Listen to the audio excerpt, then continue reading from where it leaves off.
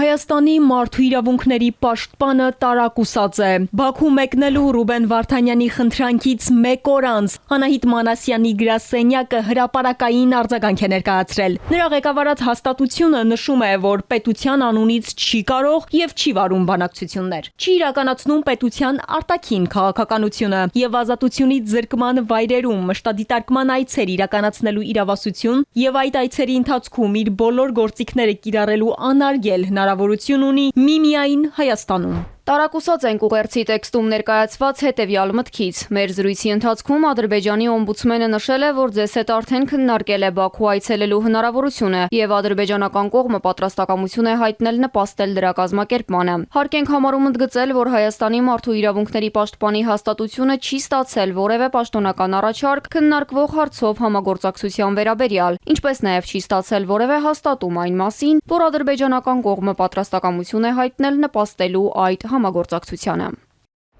Հայաստանի ՄԻՊ-ը պետք է կարողանա իր հեղինակությամբ եւ իր լիազորություններով ազդել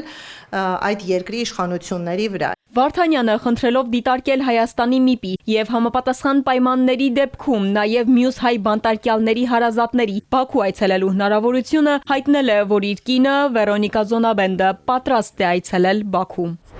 Սիրանուշ Սահակյանն ուշադրությունն է հրավիրում ընդհանուր տեսակցությունների խնդրի վրա։ Ընտանիքի անդամներին այցելությունը մարդու հիմնարար երաշխավորված իրավունքներից է, որը սակայն մինչև օրս շարունակաբար խախտվում է Բաքվում։ Այս իրավունքի սահմանափակումը հասնում է այն աստիճանի, որ նույնիսկ օտարերկրյա փաստաբաններին է արգելվում հանդիպել Ռուբեն Վարդանյանի հետ։ Իսկ այս հարցը կարող էր լուծել Ադրբեջանի ՄԻՊ-ը։ Ավելին, նույնիսկ Հայաստանի մարդու իրավունքների պաշտպանի գրասենյակի ներկայացուցիչները Բաքու այցելության դեպքում զրկված են լինելու լիարժեք եւ անկախ գնահատական տալու հնարավորությունից։ Եթե նույն Ադրբեջանի իշխանությունները ցանկություն ունեն Հայաստանի Հանրապետության ՄԻՊ-ի ներգրավվածությամբ ցուցադրել, որ հայերի պայմանները համապատասխանում են միջազգային իրավունքին, ավելի վստահելի ուղիներ կան։ Օրինակ Հայաստանի Հանրապետության ՄԻՊ-ը նաև խոշտանգումների կանխարգելման Եվրոպայի կոմիտեի անդամ է։ Սա խոշտանգումների կանխարգելման մեխանիզմ է, որը այցելություններ է իրականացնում տարբեր երկրներ։ Մեծ բարդություններից հետո 2025 թվականին Ադրբեջանը թույլատրեց այս կոմիտեի այցելությունը Ադրբեջանի փակ հաստատություններ, սակայն առ այսօր այդ հաշվետվությունները այցելության արդյունքում կայացված զեկույցը հրապարակայնացված չէ, ինչը վկայում է, որ կոմիտեն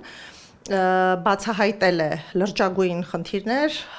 կապված փակ հաստատություններում պահվող անձանց իրավունքի խախտումների հետ, խոշտանգումների եւ այլ միջազգային չափորոշիչների խախտումների հետ եւ Ադրբեջանը չհրապարակայնացնելով ընդամենը փորձում է թաքցնել։ Իրավապաշտպանի խոսքով անհրաժեշտ է Հայաստանի նաև այլ պետական մարմինների, հատկապես արտգործնախարարության ակտիվ ներգրավվածությունը։ Ըստ Վիեննայի կոնվենցիայի, յուրաքանչյուր պետություն իրավունք ունի տեսակցելու օտարերկրյա պետությունում անազատության մեջ գտնվող իր քաղաքացուն եւ ապահովելու նրա իրավունքների պաշտպանությունը։ Մենք նաև այս խնդրով դիմել էինք արտաքին գործերի նախարարությանը, առ այսօր հարցը քննարկվում է եւ մենք արձանագրում ենք, որ անգամ Կարմիր խաչի գործունեության դադարումից հետո Հայաստանի Հանրապետությունը ինչ-ինչ պատճառներով չի իրացնում